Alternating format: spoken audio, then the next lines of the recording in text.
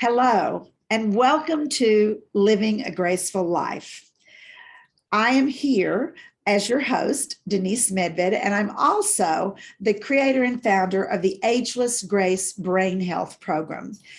And aging with a graceful brain, aging in place, living your best life is so important to me because the whole purpose of this show is to remind everyone listening, everyone watching, that it's never too late to begin to make the choices you want to make in order to create the life you want to live. So that brings me to our guest tonight, because I am so pleased to have her. We are on the same page. We are like-minded about living our best lives possible and living in the moment. Yvonne Heath is with me tonight, and she is just magnificent. She describes herself as a proactive life coach, and proactive living is what I'm all about as well. She's been a nurse since 1988, and she worked in the United States and Canada, where she lives now, and she worked in emergency and chemotherapy and hospice. She became disheartened by the way our society's reluctant to talk about or plan or prepare for grief. And that can cause a lot of excess suffering. And she suffered too, because she didn't know how to do it differently. But in 2015, she started blazing a new trail and founded Love Your Life Death. She shares her message from her heart, and she also does it with humor as a speaker, and she has a book, and she'll talk more about that a little later. She has an online program, and she's a television host also. And in she delivered a TEDx talk, which you can find on YouTube under Yvonne Heath. And she's also passionate about, we'll talk a little bit about this later too, the I Just Showed Up movement. So when she's not traveling, she can be found wearing socks and sandals in her happy place, which is her home in Huntsville in Canada, with her husband and her twins. She has twins and several pets. They visit their older son and their grandson in BC whenever possible. And so I'm so thrilled to have Yvonne on the show tonight. Thank you for being here. Well, thank you, my dear friend, and I'm delighted to be here. And you know, when I say we can bring humor into any conversation, or heart and humor, especially when it's a hard conversation. And so I have to laugh because as tech, we love tech. You had a little glitch when you said what my title was. So it was like, love your to death. So it's life. Love your life to death. Love your life to death. Yes, we don't want to glitch on that word. Love your life to death. Absolutely. That's the big word in there, right? Absolutely. Yes. Well, we're so happy to have her here, and I hope that you will also tune in and watch the archive of her show that we did in May. I believe it was May 30th, and we will be doing another show with her. So we're doing like a once a month series in July, and they're all on some form of discussing life and death, of planning, preparing, of being able to talk to someone you love who is dying, to be able to make plans and preparations, to talk to them about plans and preparations, to grieve, to understand your own grief. It's a big topic. And of course, it's the elephant in the room very often. So our topic for this episode is, are you a forgotten griever? And what is a forgotten griever? Let's talk about that, Yvonne. So yes, when I have these conversations, it's like life, grief, transitions, end of life, and everything in between that's challenging. And yeah, forgotten grievers I'm very passionate about them because, you know, when you think of it, the inner circle. So let's say someone dies. I mean, that's obviously, everyone understands there's grief with that. We don't think about grief with divorce, diagnosis, job loss, you know, and moving. I mean, there's grief in all of it, but certainly everyone understands when somebody dies. And there's the inner circle, right? The close family and the close friends, and they support one another. And it's like, yes, and absolutely. I think often we forget about the ripple, right? The people sort of on the outer circle that also cared about this person, that maybe it was a teacher that taught them 10 years ago, but they just connected with that student. Maybe a teacher died and there are students that, you know, that teacher was their rock. It could be a neighbor. You know, like sometimes people think, oh, it was just a neighbor. And perhaps you don't really know your neighbors. And I mean, I think of me in high school. There was a lady across the street and I went to visit her every single day. And she was the person I confided in, right? So if she had died, no one would be considering what I was going through, right? And so I believe all around, I mean, certainly healthcare professionals, right? Like sometimes you have patients or clients and you've known them for like 5, 6, 7, 10, 20 years sometimes, and they die. And you're just expected to, oh, that's too bad. And we're sad for a minute and then like, let's move on. But what if you really were connected, little friends, children, right? Children, Right. especially if adults are grieving at the same time. Right. So that to me is like the outer circle and the ripple, and we don't know how much that's affected them. And I think sometimes people feel like, well, I shouldn't, you know, be feeling this much. We weren't that close yet. I'm really grieving. And so we stuff that away. And I would invite everyone to acknowledge and allow their feelings. And if you're grieving, you're grieving. Exactly. You don't have to It was validate interesting your reason. when you mentioned, you know, a caregiver. So when I'm teaching ageless grace, sometimes, I mean, I've been teaching at a particular retirement community in the memory care center and the skilled nursing care center and medical center for, I don't even know, at least 15 years. So I've seen so many people die.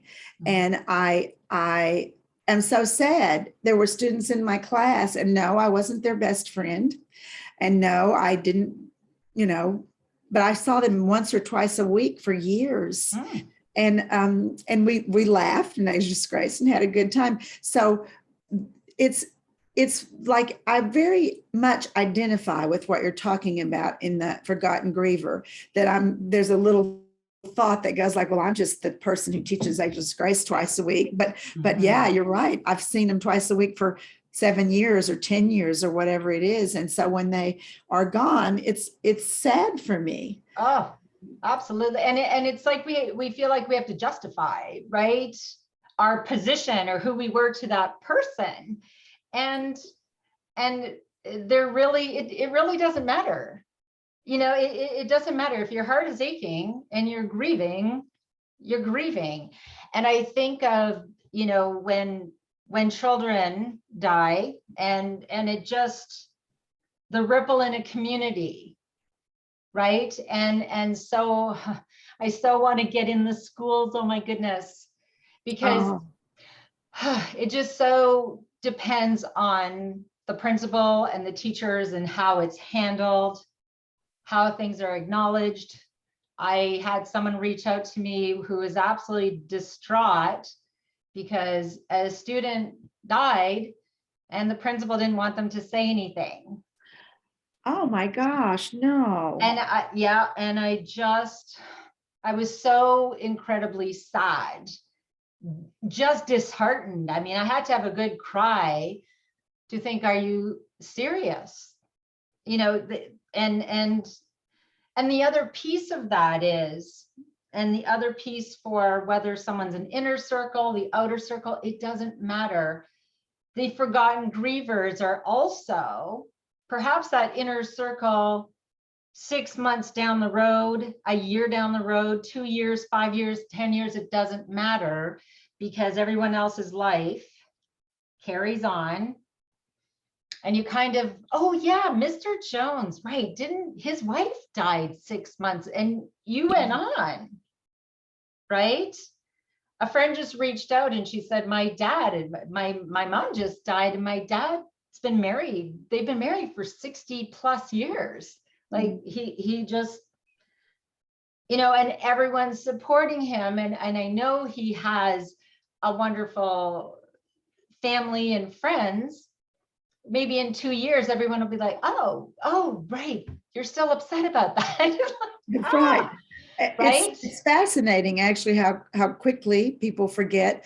You saying that, I mean, it's not enough, but it's something.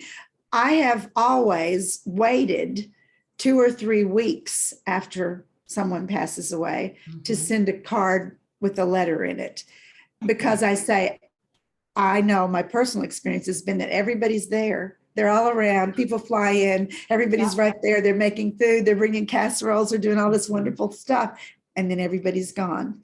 And so I always wait 3 or 4 weeks to say, I just want you to know, I'm sorry. I waited because I have a funny feeling that you might not be getting quite as much attention and support and care right now. And that's from my personal experience. Sure, absolutely. That's not because I was thoughtful. It's because I remembered how it felt that like, wow, now where is everybody? What happened? Where did they go? You know, the cards were nice and the casseroles were nice, but that was already 4 weeks ago. And now I'm really grieving because I don't have anything. You know, I've already done the insurance papers and I've done the burial and I've done, you know, cleaned the house out. And now I'm like alone with my grief, you know. Yeah, and you're off of autopilot maybe, right? And suddenly the stillness and the reality are just sinking and sinking and sinking in. And so the other side of that I just so desperately, as you know, the whole just showing up thing, is we really need to just show up for people. And when people say, how long? They say, however long it takes, until they say, lose my number, can stop coming over, leave me alone. I like that. Now I'm grieving because you're bothering me so much. No, but like, as long as it takes, or, you know, as long forever. And yes, in the acuteness in the beginning, perhaps more often, but always, and I know we have a friend here, and I know she can attest to this, because let's continue the stories and the memories, and not the, let's just remove the, like, just, you know, the whole, oh no, they're talking about that again. Oh gosh, this is so, like, no, that's how wonderful, how wonderful. And so those forgotten grievers as well, I invite them, no matter whether, maybe you're the bus driver. What if you're the bus? I just thought of the bus driver, right? You have had this child, or you've known a teacher or the principal forever, and something happens, or they have a diagnosis, or heck, they move schools, and you just had this special place in your heart, or you knew that this little person struggled at home, but you were their buddy. There's tremendous grief in that. There is. And when we were speaking earlier, there's forgotten grievers, and I feel like here's a really big one. And this just happened in our community, where a young person on a motorcycle was killed. Now, he was going like top speed down Main Street, very reckless, how devastating. And, you know, everybody's supporting his family, etc., rightfully so. This man who was driving the car, that the motorcycle actually hit the car. Here is this 80-year-old man who was slowly turning a corner, and this motorcycle came. But to know that because you were there at that time, even if it wasn't your fault, somebody died, I feel like that's a lot to carry as well. It is.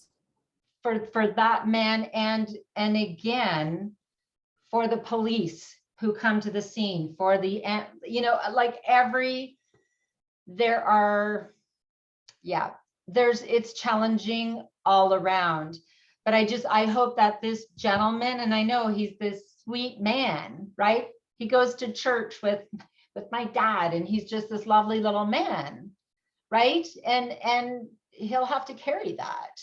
Oh, that's Um, heartbreaking. and so when these things happen, I think that we really need to understand that there will be people that are affected. And again, we don't have to say, oh, were you close? Oh, say, no, he lived on my street. And even if you didn't know him for a long time, I can tell you right now, we have someone staying at our house right now, just because of circumstances. We'll just say that. I have known this human for I think I met him. He's a young boy. He's 16. I think I met him before in the last couple of years, but he's really become close to our circle in the last 8 months.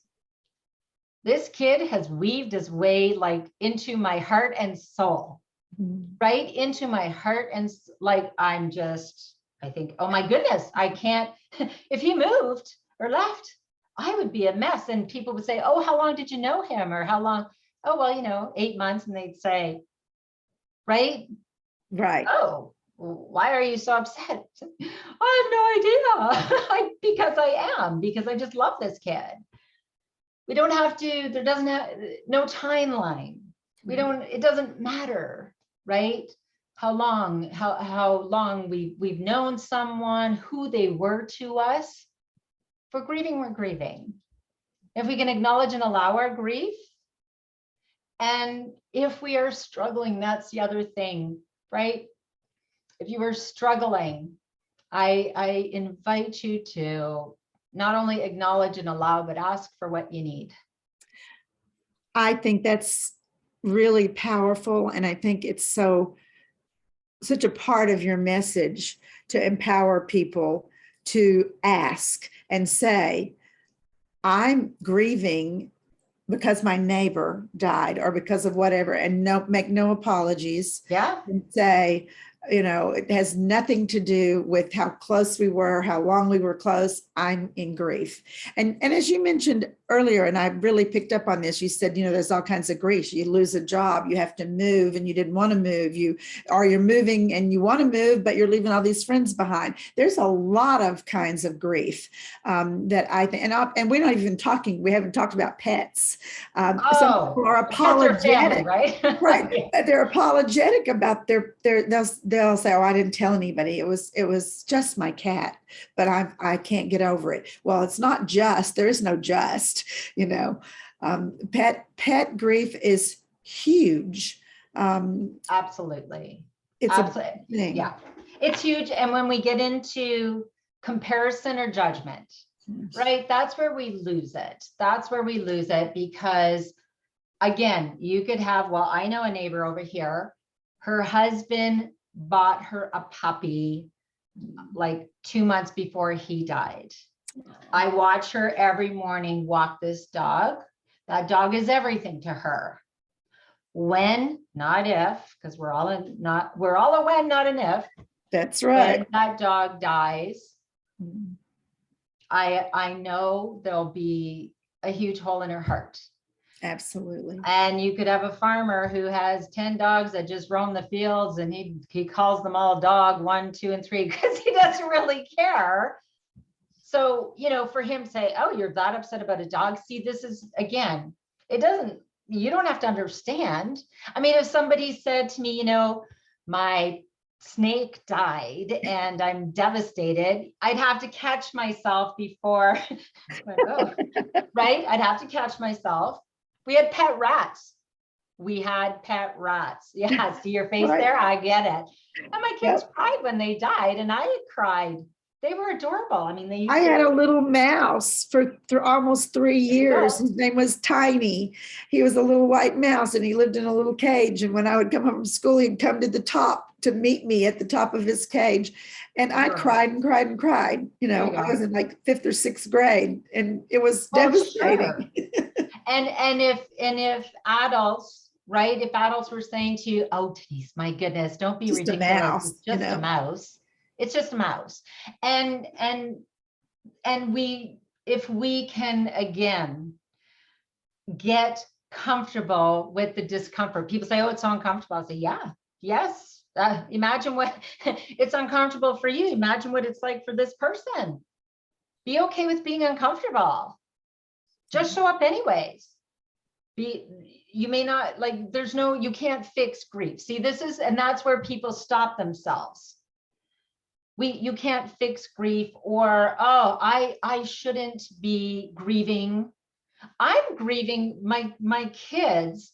They are going into grade 12. The principal that has been there was my rock when our older son went to the same school. We spent a lot of time together. Let's just say that the first time around. So she had gone to another school. When I found out she was going to be the principal here with the kids, I was over the moon.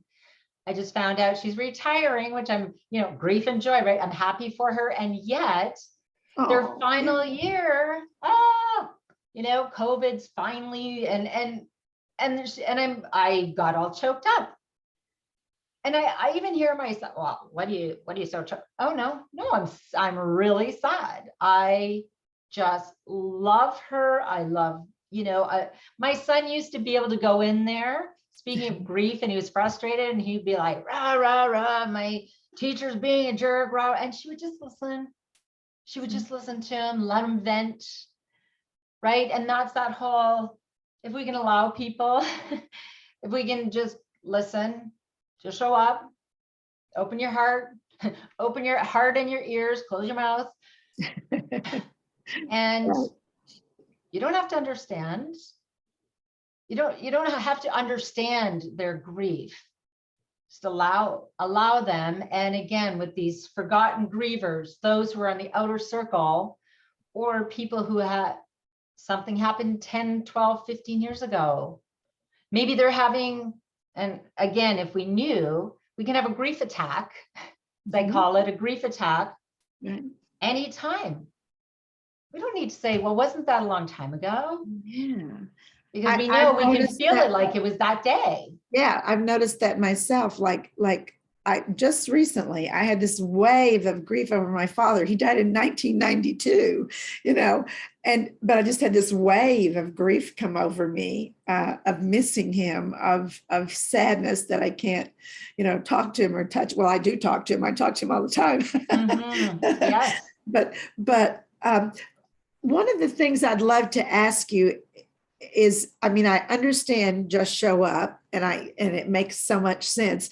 I think you told me this story about the little girl who sat next to somebody, went over to the neighbor who was in grief, and then she came home and her mom said, well, what did you say to her? She said, oh, I didn't do anything. I just helped her cry. I just helped her cry. My kids have done that. Yeah. But is there something specific that we could do to support forgotten grievers, that when we become aware that they are there and they exist, is there something we can do to support them? Yes, just show up. Yeah. Right. And think about that. Like, if you went over, or, I think taking the blinders off maybe a little, right? And think, geez, and I think again of a neighbor, our neighbor here, this man died just before we moved in. And I think, wow, Joyce and Dan over here and this neighbor were neighbors for 42 years. Wow. Right. And so I talked to her about it. I said, wow, that must have been, so hard and I said, were you close? And, honestly, all you have to do is ask one question, or what was he like? What was she like? Well, I don't know. I just saw them, and we used to do these things. And well, I got a really long story. Make sure you have some time. And all I did was ask, right? Did you know each other well? I feel like you've lived here. Oh my gosh, our kids grew up together. We were always, I thought, wow, that must have been so hard for you. And I just listened. One question. That is probably, you may have been the only person who asked her. That's right. How did it affect you? Did Yes. you know them well? Did you give her a chance to talk about a neighbor? Because if that many years, even if you weren't even that close, like that's a long time to know somebody. And then suddenly they're not here anymore. It's funny because as you say that, I moved to this new neighborhood and it's just gorgeous little neighborhood and I love it so much. Every single day I do see that lady with the dog that her husband got her before he died. And every day I see this other man, he walks the block 3 times a day. And often we'll have a little chat if I'm watering the garden and stuff. And I think, wow, like if I didn't see Gary, I would really miss Gary, right? Like we have these 2-minute little chats. Right. And so, an important message to any forgotten griever is there is no timeline for grief.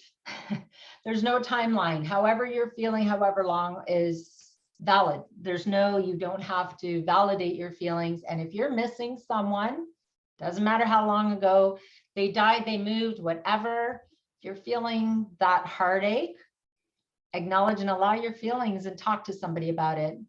I think I have a friend who lost her daughter, and it's been a few years ago now. And I love that every once in a while, I mean, she goes about life and she does things and she laughs and she does things. And then she'll say to me some days, today's a rough day. I really have my daughter on my mind. And I really appreciate that, because needless to say, 3 or 4 years later, I might not think of saying, no. How are you feeling today about your daughter? But when she says it, she knows I know. And so suddenly we have this moment of like, I hear you, what you're saying. I know that you're grieving. I understand that you've got a wave of grief today. I get it.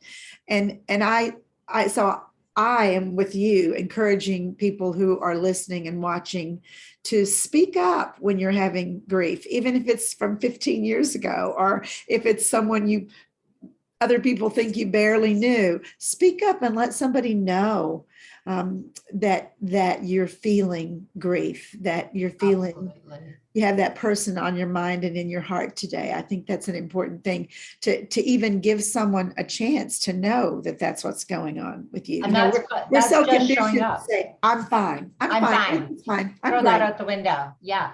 That's just showing up for yourself first. And for the others, supporting others.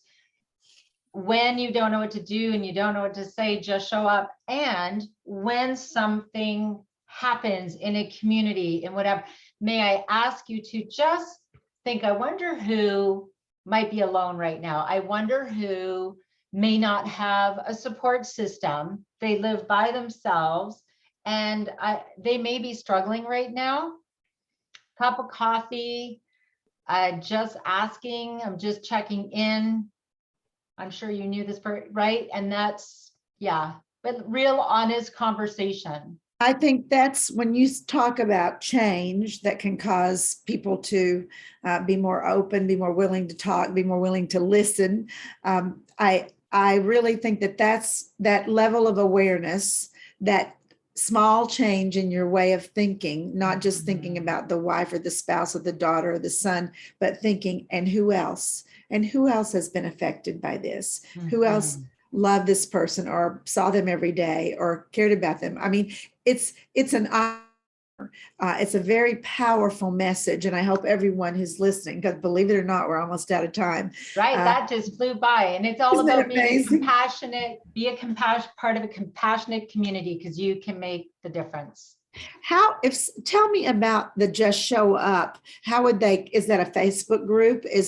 Can they Google it? Can they join the Just Show Up? How do they do that? Yeah, well, if they go to my website, loveyourlifetodeath.com, we have our I Just Showed Up bracelets right here that I never take off. And yes, we're going to do more things with it. My TEDx talk, that's what I talked about, which is all on the website. And feel free to connect anytime.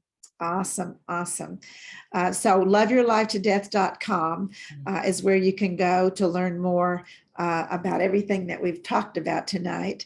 And I love the idea of the bracelet, because if I would have one of those on my wrist, and I'm going to get one, it would remind me every time I look down, like, oh yeah, who can I show up for? Who might need me to show up, even if it's for a few minutes? So thank you for that. And also just tell everybody the name of your book, and I know it's on your website, but Love your life to death.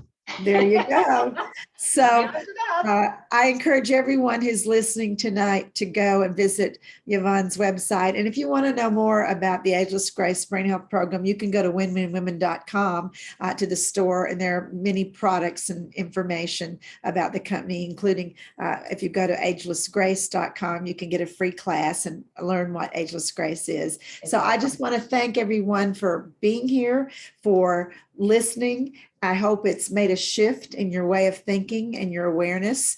And Yvonne will be back again next month with me. And I just want to remind you one last time that it's never too late to begin to make choices to create the life that you want to live. Thank you. Thank you. Bye for now.